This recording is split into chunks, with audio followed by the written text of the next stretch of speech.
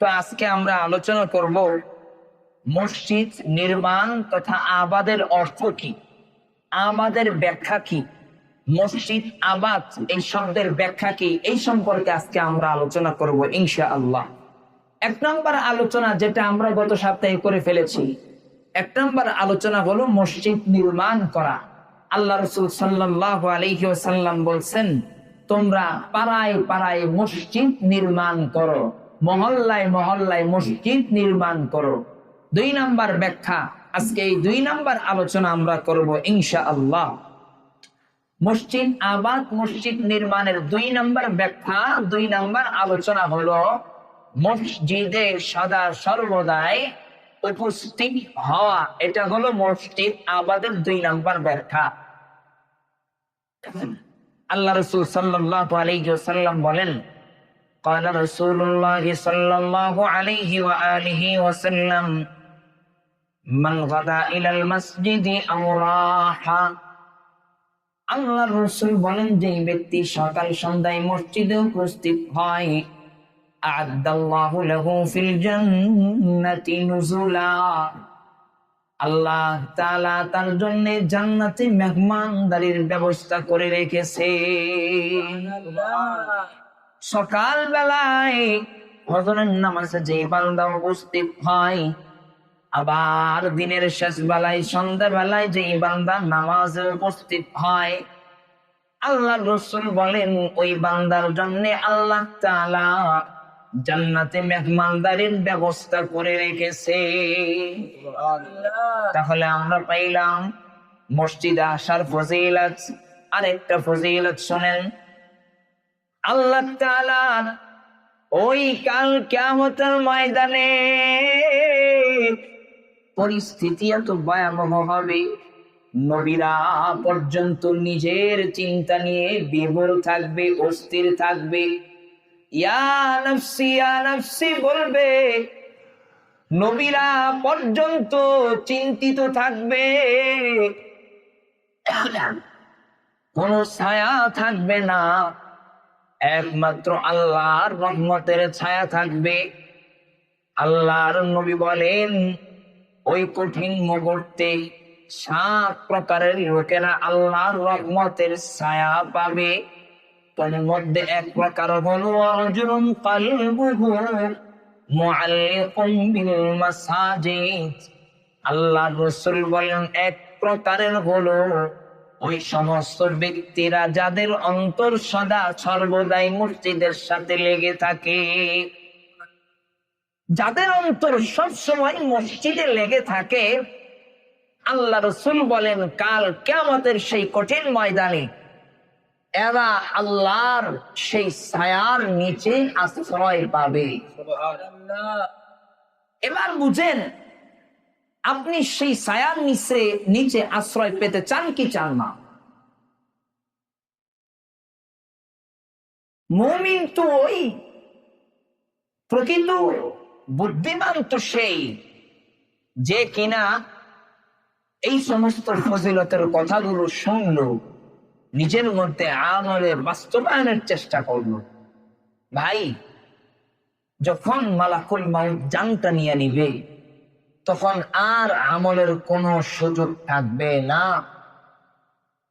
আপনি মসজিদ করে গেছেন, এটা আপনার আমলনামায় লেখা হয়ে যাবে কিয়ামত পর্যন্ত।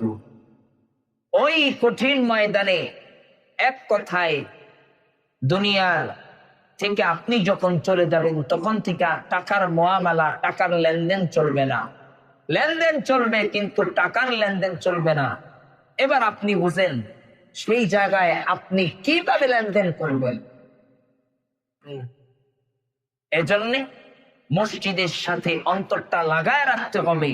কখন মসজিদের মাইক থেকে হাইয়া আলাস সালার দবনি বাজে, কখন হাইয়া আলাল ফালাহ এর দবনি বাজে, কখন এই সমস্ত শব্দগুলো উচ্চারিত হয়, ওই সময়ের প্রতি সদা সর্বদাই অন্তরে চিন্তিত, অন্তরে কখন সেই সমস্ত শব্দগুলো ভাসে আসে, অন্তরে সবসময় চিন্তিত থাকতে হবে। আর এদের জন্যে আল্লাহ রাসূলের সেই বাণী। তাহলে মসজিদ আমাদের 2 নাম্বার ব্যাখ্যা হল মসজিদে উপস্থিত হতে হবে। শুধু মসজিদ করলাম, দালান কোঠা দিয়ে মসজিদ নির্মাণ করলাম, এটার নামই মসজিদ আবাদ বলে না। মসজিদ আবাদ এটাও মসজিদ আবাদ এটাকেও বলে যে মসজিদে উপস্থিত হতে হবে। আজকে জুমার নামাজে যেমন উপস্থিতি, ওয়াক্তীয় নামাজে 5 ওয়াক্ত সালাতে সেরকম উপস্থিতি নাই। বিপদ আমাদের উপরে আসবে না তো কি বেঈমানদের উপরে আসবে? এতই কি সোজা? এই সমস্ত বিষয়গুলো চিন্তার বিষয়, আমাদেরকে চিন্তা করতে হবে। আল্লাহর রহমত আমাদের দরকার। আল্লাহর রহমত ছাড়া এক চুল পরিমাণ আগানো সম্ভব না। কাজেই নিজের জীবনটাকে আমলে সাজাতে হবে। আল্লাহ তাআলা আমাদের আমল করার তৌফিক দান করুন। তাহলে আমরা পাইলাম মসজিদ আবাদ করার 2 নাম্বার ব্যাখ্যা হলো, 2 নাম্বার কথা হলো মসজিদে উপস্থিত হয়ে মসজিদকে আবাদ করা। আল্লাহ তাআলা আমাদের সবাইকে আমল করার তৌফিক দান করুন। 3 নাম্বার ব্যাখ্যা, 3 নাম্বার ব্যাখ্যা, মসজিদে এসে, আবার বলি শব্দটা, মসজিদে এসে নামাজ আদায় করা, এটা হলো মসজিদ আবাদের 3 নাম্বার ব্যাখ্যা। 1 নাম্বার ব্যাখ্যা হলো মসজিদ নির্মাণ করা, 2 নাম্বার ব্যাখ্যা হলো মসজিদে উপস্থিত হওয়া, জিকির, আজকার, তাসবিহ, তাহলিল, কোরআন, হাদিস, শিক্ষা, চর্চা, বিভিন্ন বিষয়, ওটাও বলেছি, এই সমস্ত কাজগুলো করা। 3 নাম্বার, মসজিদে এসেই নামাজ আদায় করতে হবে, 3 নাম্বার ব্যাখ্যা। এক্ষেত্রে আমাদেরকে কয়েকটা কথা মনে রাখতে হবে। 1 নাম্বার, মসজিদে আমাদের সালাত নামাজ আদায় করতে হবে, জামাতের সালাত মসজিদে এসেই আদায় করতে হবে। আল্লাহ রাসূল সাল্লাল্লাহু আলাইহি ওয়াসাল্লাম জামাতের সাথে নামাজ আদায় করার অনেক গুরুত্ব, অনেক ফজিলত বর্ণনা করে গেছেন। তন্মধ্যে একটা ফজিলত হইল, তন্মধ্যে 1 নাম্বার কথা হইল, এই জামাতের সাথে নামাজ আদায় করার নির্দেশ স্বয়ং আল্লাহ তাআলা নিজেই দিয়েছেন। আল্লাহ বলেন, ওয়ানকাউ মা'আর রাকিঈন, এ দুনিয়ার উম্মত, দুনিয়ার মানুষেরা, তোমরা রুকুকারীদের সাথে রুকু করো। রুকুকারীদের সাথে রুকু করো মানে তোমরা জামাতের সাথে নামাজ আদায় করো। এখানে আল্লাহ তাআলা সবাইকে লক্ষ্য করে কথাটা বলেছেন, ওয়ারকাউ। এখানেও আল্লাহ তাআলা সবাইকে উদ্দেশ্য করেছেন মা'আর রাকিঈন। এই শব্দতেও আল্লাহ তাআলা সবাইকে লক্ষ্য করেছেন। 2টা শব্দে আল্লাহ তাআলা সমস্ত মুসলমানদেরকে লক্ষ্য করেছেন। ওয়ারকাউ মা'আর রাকিঈন, তোমরা জামাতে এসে নামাজ আদায় করো, রুকুকারীদের সাথে রুকু করো। তার মানে বোঝা গেল জামাতে নামাজ পড়তে হবে। জামাতে নামাজ পড়াইটা আল্লাহ তাআলার নির্দেশ। এখান থেকে মুফাসসিরিনে কেরাম, উলামায়ে কেরাম যেই ব্যাখ্যাটা প্রদান করেছেন, ব্যাখ্যাটা হলো ফরজ নামাজ জামাতে আদায় করতে হবে। বান্দা নামাজের আগে যে সুন্নত গুলো আছে, ওই সুন্নত গুলো তুমি বাড়িতে পড়ো। তোমার বাড়িটাও ইবাদত গাহ বানাও, তোমার বাড়িটাও ইবাদত কক্ষ বানাও, তোমার বাড়িটা ইবাদতের রুম বানাও। নামাজের পরে সুন্নত ওইটা বাড়িতে গিয়া পড়লে আর পড়া হবে না। জুমার নামাজের যখন দোয়া শেষ, সবাই মসজিদ থেকে বের হয়ে বাড়িতে চলে যায়। জুমার নামাজের সুন্নতের কি গুরুত্ব নাই? কত গুরুত্ব আছে। আমি সামনে ইনশাআল্লাহ লাইন বাই সিরিয়াল বাই সব আলোচনা করব, আজকে ওগুলো বলবো না। এশারের নামাজের পরে বিতরের নামাজ আছে, সুন্নত নামাজ আছে, মাগরিবের পরে সুন্নতের নামাজ আছে। নামাজ পড়েই কেন চলে যেতে হবে? মসজিদে পড়েন এগুলো। নামাজের আগের সুন্নাত, ফজরের নামাজের আগের সুন্নাত পড়েন। যদি এমন সময় দেখেন, এমন সময় আপনি জাগ্রত হয়েছেন, নামাজ শেষ হয়ে যাবে, তো দ্রুত মসজিদে আসেন। যদি আপনি দ্বিতীয় রাকাত পাওয়ার সম্ভাবনা থাকে, তাহলে আপনি মসজিদেই সুন্নতটা আদায় করে নেন। আল্লাহ তাআলা আমাদের বুঝার তৌফিক দান করুন। তাহলে মসজিদে এসে আমাদেরকে নামাজ আদায় করতে হবে, নির্দেশটা কার? আল্লাহ। তাহলে সেই নির্দেশকে আমাদের মানতে হবে কি হবে না? আল্লাহ রাসূল সাল্লাল্লাহু আলাইহি ওয়াসাল্লাম দেখেন কি কঠিন ভাষণ প্রদান করেছেন। আল্লাহ রাসূল বলেন, লাকাদ হামামতু আন উমিরা বিস-সালাহ। আল্লাহ রাসূল বলেন, আমি একজনকে আদেশ দেই যেন তিনি নামাজ আদায় করান। আল্লাহ রাসূল একদিন মসজিদে নববীতে এসে হাজির। দেখেন উপস্থিতির সংখ্যা কম, এত উপস্থিতি নাই। এখন আল্লাহ রাসূল চিন্তা করেন, আমার মনে ইচ্ছা হয় আমি একজনকে আদেশ দেই যেন তিনি আমার পরিবর্তে এখানে নামাজ আদায় করেন, আর আমি মসজিদ থেকে বের হই, প্রত্যেক ঘরে ঘরে খুঁজি কারা অযথা শরীয়তের ওযর ছাড়া জামাতের সময় হয়ে গেছে, ঘরে এখনো বসে আছে, তাদেরকে ঘরে রেখেই তাদের ঘরগুলো আমি জ্বালিয়ে দেই। নাউজুবিল্লাহ। এত কঠিন ভাষা আল্লাহ রাসূল ব্যবহার করেছেন।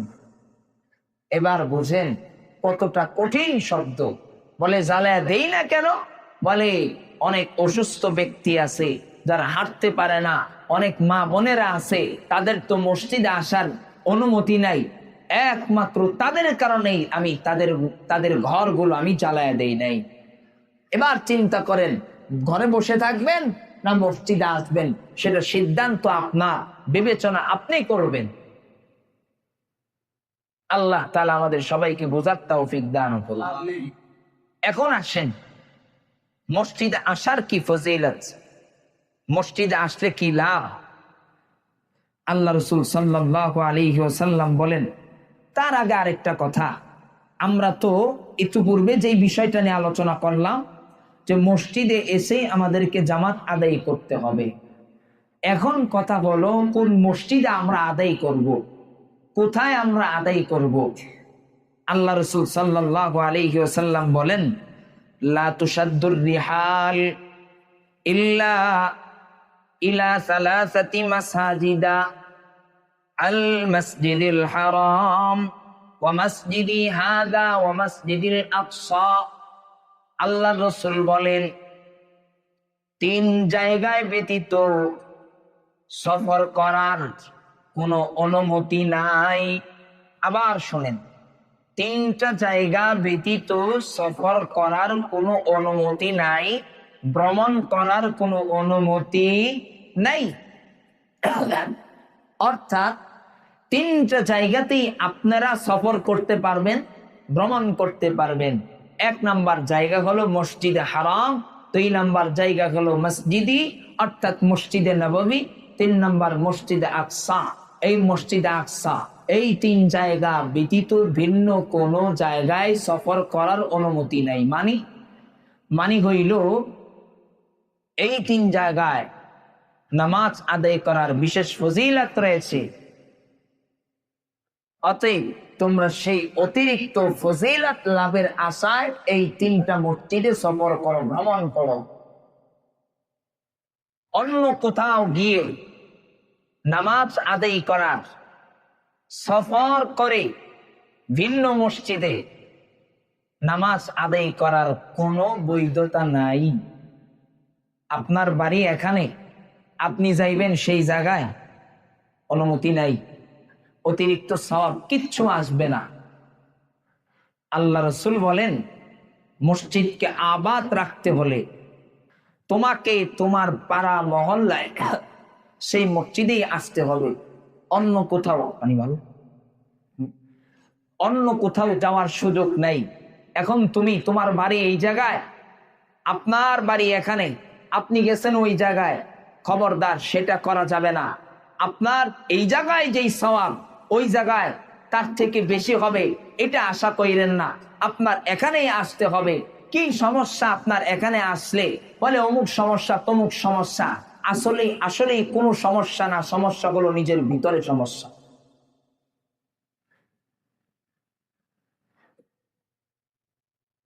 বেশ কয়েকদিন ধরে গলা দিয়ে আওয়াজ বের হয় না। আজকে তো যাও একটু কথা বলতে পারতেছি। গত 2-3 দিন গলা প্রচন্ড ব্যথা, কথা বলতে পারি না। এর জন্য কথা বলা খুবই কষ্টকর। তাহলে আল্লাহ রাসূল বলছেন 3টা মসজিদে সফর করো অতিরিক্ত সওয়াবের আশায়। অন্য কোন মসজিদে অতিরিক্ত সওয়াবের আশায় সফর করার কোনো বৈধতা নাই। মসজিদ নিজের এলাকায় যে মসজিদ হয়েছে ওটা আবাদ আপনাকেই রাখতে হবে, আপনাকেই রাখতে হবে। আপনার উপরেই এটা দায়িত্ব এসে গেছে। সভাপতি, সেক্রেটারি বা মসজিদের পাশে যাদের বাড়ি, ইমাম সাহেব, খতিব সাহেব, এদেরকে যে মসজিদ আবাদ করতে হবে শুধুমাত্র তাদের উপরেই দায়িত্ব, বিষয়টা এরকম না। আপনি যেহেতু এই এলাকাভুক্ত বাড়ি করে ফেলেছেন গোষ্ঠের সমাজে, আমি এটাকে গোষ্ঠের সমাজই বলবো, এই গোষ্ঠের সমাজে, গোষ্ঠ বন্টনের সমাজে আপনার নাম লেখা হয়ে গেছে আর আপনার নাম লেখা হয় নাই, ওইটা বক্তব্য না। আপনি যেহেতু এই সমাজের নাম লিখেই ফেলেছেন, কাজেই আপনাকে এখানেই নামাজ পড়তে হবে। ভিন্ন জায়গায় নামাজ পড়া আপনার জন্য জায়েজ নাই। আমি ফতোয়া দিয়ে দিলাম, মাসালা বলে দিলাম। আমার এই মাসআলা একজন আলেম রদ করতে পারবে না ইনশাআল্লাহ। এতটুকু শক্তি নিয়ে আমি এই কথাটা আমি বলতে পারি। অতএব আমি বলবো আপনাদেরকে, যত সমস্যা আছে আসলে কোনো সমস্যাই সমস্যা না। আর যদি সমস্যা থাকেও মাইনা নিলাম, সমস্যা এটা মসজিদের বাহিরে। মসজিদে কেন সমস্যা থাকবে? মসজিদে কেন সমস্যা থাকবে আমাকে এটা বুঝান। আরে ভাই, মসজিদ তো আল্লাহর ঘর, এখানে তো কোনো সমস্যা থাকার কিছু আমি দেখছি না। এখানে তো কোনো সমস্যা থাকার কথা না। এখানে আসবেন, আল্লাহর ঘর, ইবাদত করার ঘর। যখনই আপনি মসজিদে প্রবেশ করবেন, ডান পা দিয়ে নিচের দিকে তাকায়া তাকায়া আদবগুলো রক্ষা করে মসজিদে প্রবেশ করবেন। আমি আল্লাহর ঘরে প্রবেশ করলাম, একমাত্র আল্লাহর ইবাদত করার জন্য আমি প্রবেশ করলাম। যখন আল্লাহু আকবার বলে আমি নামাজে দাঁড়াবো, আল্লাহ রাসূল বলেন, আনতা আবুদাল্লাহ কাআন্নাকা তারাহ ফাইন লাম তাকুন তারাহু ফাইন্নাহু ইয়ারাহ। ও বান্দা, তুমি এমন ভাবে ইবাদত করো কেমন জানি তুমি আল্লাহকে দেখতেছো, তোমাকে আল্লাহ দেখতেছে। আর যদি তুমি আল্লাহকে দেখতে না পাও তাহলে মনে রাখো তোমাকে কিন্তু আল্লাহ দেখতেছে। এবার আপনি এইটা যদি আপনি বুঝতে চান, আপনি দুনিয়ার একটা উদাহরণ সামনে আসেন। আপনি যখন আপনার থেকে বড় কাউকে আপনার বসের সামনে দাঁড়ান, ওই বসের সামনে সবাই আমার কথার জবাব দিবেন, এক চুল পরিমাণ নড়ার কোনো সুযোগ থাকে? ওই বসের অর্ডার ছাড়া ভিন্ন কোনো কাজ করার সুযোগ থাকে? আরে সেই বসের থেকেও তো বড় বস আল্লাহ, তিনি আমাকে খাওয়াচ্ছেন, তিনি আমাকে এত সুন্দর নাজ নিয়ামতে আবৃত করে রেখেছেন। সেই আল্লাহকে, আমাকে তো সেই আল্লাহ দেখতেছেন। সেই আল্লাহর সামনে দাঁড়ায়া আপনার নামাজের ভিতর এত ভিন্ন চিন্তা হয় কেন? সমস্যা একটাই, আপনি আদবের সাথে মসজিদে প্রবেশ করেন না। মসজিদ তো সেই জায়গা যেখানে নিশ্চিন্তে একাগ্র চিত্তে আল্লাহ পাকের ইবাদত করবেন। এখানে দাঁড়াবেন, দাঁড়ানোর পরেই শুরু হয়ে যাবে আল্লাহর সাথে আর আপনার সাথে, বান্দার সাথে একটা কথোপকথনের ব্যবস্থা শুরু হয়ে যাবে। আল্লাহর সাথে বান্দার সাথে একটা প্রেম শুরু হয়ে যাবে, ভালোবাসা শুরু হয়ে যাবে। সব কিছু তো আপনি এখান থেকেই পাইবেন। মনে একটা শান্তি আসবে, কিন্তু সেগুলো আসে না কেন? নামাজ পড়েন, শান্তি পান না কেন? নামাজ পড়েন, মজা পান না কেন? নামাজ পড়েন, সমস্যা এত কেন? নামাজ পড়েন, এরপরেও পরস্পরে বিভেদ কেন? নামাজ পড়েন, এরপরেও পরস্পরে দ্বন্দ্ব কেন? সবগুলোর একটাই কারণ, আমরা আদবের সাথে সুন্দর করে মসজিদে প্রবেশ করি না।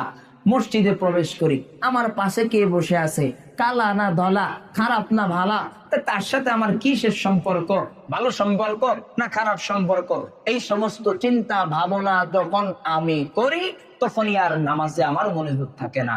আর যখন আমি নামাজে মনোযোগ থাকে না, তখন আমি আর নামাজে শান্তি পাই না। যেই নামাজে শান্তি না পাই, সেই নামাজ দিয়ে সমাজের কি উপকার হবে বলেন? আরে সমাজের উপকার তো আপনার মাধ্যমেই হবে। সমাজে শান্তি আসবে সেটা আপনার মাধ্যমেই আসবে। যখন আপনি নামাজ পড়বেন তখন আপনার ভিতরটা সাদা হয়ে যাবে, পরিষ্কার হয়ে যাবে, আপনার মনটা থাকবে নরম, গুনাহের ছয়লাভ থাকবে না, গুনাহের চিহ্ন থাকবে না, আপনার মনটা থাকবে ফ্রেশ, আপনি হবেন সবচেয়ে ভালো মানুষ। তখন আপনি যখন ভালো মানুষ হয়ে যাবেন তখন আপনি অপরজনের সাথে ভালো ব্যবহার করবেন, সুন্দর ব্যবহার করবেন। এটা না হইয়া মসজিদে আমরা আসি, হায় হায় ওই বসছে আমার সাথে, ও মসজিদে আসছে না, আমি মসজিদে যাব না, অমুকের সাথে ঝগড়া, ওই মসজিদে গেলে আমি মসজিদে যাব না, এই সমস্ত চিন্তা ভাবনা আমরা করি। তাহলে বলেন সেই সমাজে শান্তি আসবে কিভাবে? আমি যদি আপনাদের সবাইকে একটা প্রশ্ন করি, আমরা সবাই শান্তিময় সমাজ চাই কি চাই না? আরেকটু জোরে বলেন। তাহলে কাজ করেন না কেন? শান্তি চান তো কাজ করেন না কেন? জবাব দেন আমাকে। কাজ করবেন না, শান্তি আসবে? ঘরে বসে থাকেন, আপনাকে কেউ টাকা দিবে? কাজ না করলে কেউ টাকা দিবে? তাহলে এটা বুঝেন তো, এটা বুঝেন না কেন? মসজিদে কোনো দলাদলি থাকবে? আরেকটু জোরে বলেন। মসজিদে কোনো দ্বন্দ্ব থাকার কথা?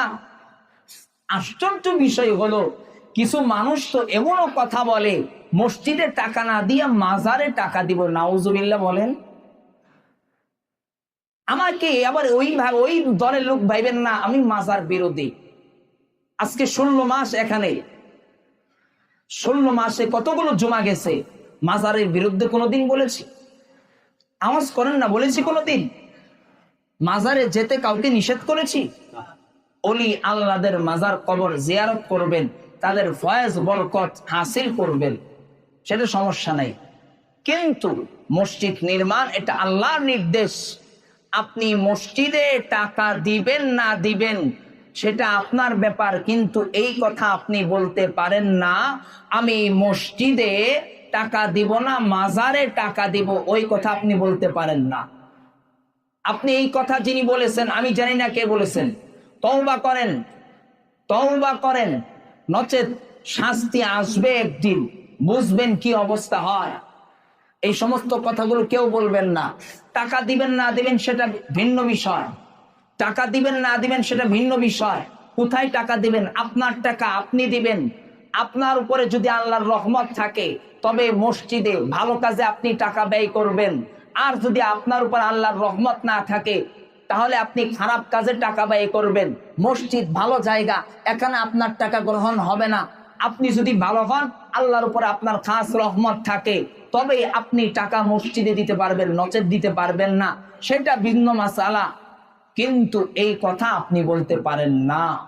ওমান আযলামু মিম্মান মানাআ মাসাজিদাল্লাহ, আল্লাহ তাআলা বলেন ওই ব্যক্তি থেকে অধিক জালেম কে আছে, যেই ব্যক্তি মসজিদে বাধা প্রদান করে, মসজিদে বাধা প্রদান করে, কথার মাধ্যমে বাধা প্রদান করে।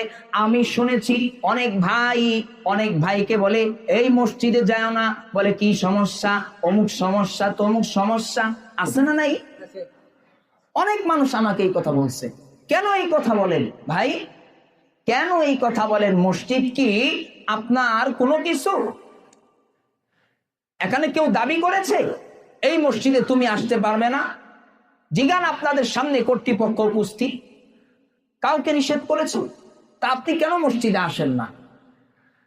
আপনার সাথে অমুকের সমস্যা তমুকের সমস্যা, ভাই মসজিদের বাইরে, মসজিদে কোনো সমস্যা না। এখানে মসজিদে আসবেন, উনিও আসবে, আপনার সাথে যার সমস্যা সেও আসবে, আপনার সাথে সমস্যা আপনিও আসবেন। খবরদার জালেম হয়েন না, জালেম হয়েন না, জালেম হয়েন না। আল্লাহ তাআলা জুলুমকারীদেরকে পছন্দ করেন না। জালেমের এক প্রকার হলো যারা মসজিদে বাধা প্রদান করে, কথার মাধ্যমে বাধা প্রদান করে, মসজিদে আসতে নিষেধ করে, এটাও জালেম। আল্লাহ তাআলা আমাদের সবাইকে কথাগুলো সঠিকভাবে বোঝার তৌফিক দান করুন, জোরে বলি আমিন। সর্বশেষ একটা কথা, আজকে অনেক আলোচনা ছিল, কথা বলতে পারি নাই। সর্বশেষ একটা কথা, মসজিদে আসবেন তো ইনশাআল্লাহ? আরেকটু জোরে বলেন। যথা সময় আসবেন। তো দেরি করে আসেন যে, 15তে আসছেন কেন আসছেন? বয়ানে বসছি 52তে, আজকে একটু সময় হয়ে গেছে আমার, আমি চেষ্টা করবো আজ থেকে বসার জন্য। এখন বলেন আপনারা কি আগে আগে আসবেন? আরেকটু জোরে, আরেকটু জোরে। এই ইনশাআল্লাহ শব্দটা যেন মনে থাকে। আগামী সপ্তাহ আমি দেখবো, আজকে একটু সময় বেশি নিয়ে ফেলেছি, আগামী সপ্তাহ আমি দেখবো ইনশাআল্লাহ আপনারা কখন আসেন। সব কথার মূল কথা, যত দ্বন্দ্ব আছে সব দ্বন্দ্ব কোথায়? আরেকটু জোরে বলেন, কোথায়? মসজিদের। আরেকটু জোরে বলেন, মসজিদের। মসজিদে কোনো দ্বন্দ্ব চলবে? মসজিদ কার ঘর? ইবাদত করি আমরা কার? কথার কথা। এখন আপনাকে সভাপতি সাহেব যদি বলে তুমি মসজিদে আসবা না, কথার কথা, যদিও কোনোদিন বলে নাই এবং সামনেও বলবে কিনা আমি আশা করি বলবে না ইনশাআল্লাহ, তো উনি যদি বলে এরপরও কি মসজিদে আশাবাদ দিবেন? আরেকটু জোরে বলেন, আরেকটু জোরে। মসজিদ কারো একক সম্পত্তি? কথা বলেন, একক সম্পত্তি। মসজিদ ওয়াকফ করে দেওয়া হয়েছে আল্লাহর নামে, এই জায়গা আল্লাহর হয়ে গেছে, অতএব এই জায়গায় বান্দার কোনো কর্তৃত্ব আর নাই, কর্তৃত্ব শেষ। আমরা সবাই মিলে মিশে মসজিদটাকে সুন্দর করব ইনশাআল্লাহ। আরেকটু জোরে বলেন ইনশাআল্লাহ। আমাদের সবাইকে কথাগুলোর পরিপূর্ণভাবে বুঝা আমল করার তৌফিক দান করুক। ওয়া আখির দাওয়ানা আলহামদুলিল্লাহি রাব্বিল আলামিন।